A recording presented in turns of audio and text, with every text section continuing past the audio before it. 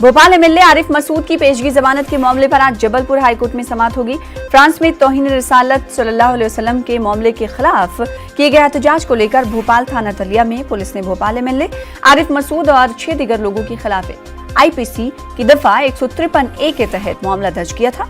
इस मामले में आरिफ मसूद को छोड़कर बाकी 6 लोगों को भोपाल जिला अदालत से 50-50 हजार रुपए के मुचलके पर जमानत पर रिहा किया जा चुका है, जबकि आरिफ मसूद की पेशगी जमानत अर्जी न सिर्फ भोपाल जिला अदालत से खारिज हो चुकी है, बल्कि भोपाल स्पेशल कोर्ट 17 नवंबर को आरिफ मसूद के खिलाफ गिरफ्तारी वारंट भी जारी कर चुकी है। जबलपुर हाईकोर्ट में आज आरिफ मसूद की पेशगी जमानत की अर्जी पर समाअत होगी। अदालत के फैसले पर सभी की निगाहें टिकी हुई हैं। मेहताब आलम हमारे साथ हमारे नुमाइंदे जुड़ रहे हैं इस खबर पर मजीद अपडेट के साथ। मेहताब, इस खबर पर सभी की निगाहें टिकी हुई है, क्या लगता है कि राहत मिलने वाली है आरिफ मसूद को या नहीं?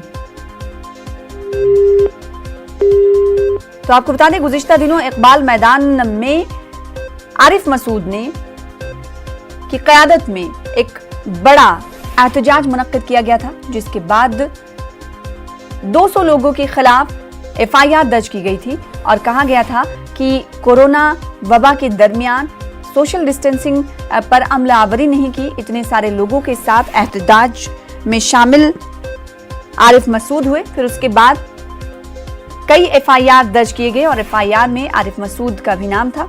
और उसके बाद हमने देखा कि आरिफ मसूद बिहार इलेक्शन में मसरूफ थे। जब वो भोपाल आए उसके बाद उन्होंने पेशगी जमानत की अर्जी दाखिल की। हमारे साथ हमारे नुमाइंदे जुड़ रहे हैं एक बार फिर से। मेहताब आलम का रुख कर लेते हैं। मेहताब, आपको आवाज में मिल पा रही होगी तो बताइएगा कि आज का दिन आरिफ मसूद के लिए कैसे रहने वाला है? क्या लगता है, राहत मिलेगी या नहीं?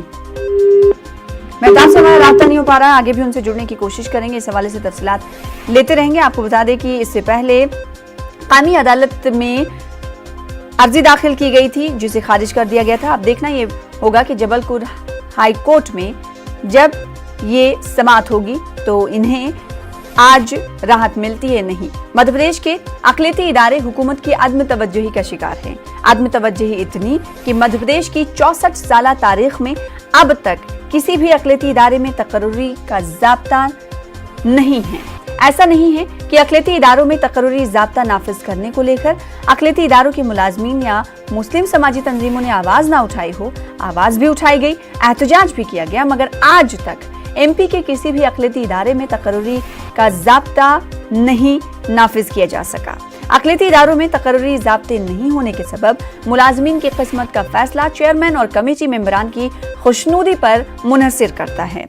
मध्य प्रदेश जन संघर्ष मोर्चा और MP जमीयतुल कुरैश ने मामले को लेकर एक बार फिर अपनी तहरीक शुरू कर दी है।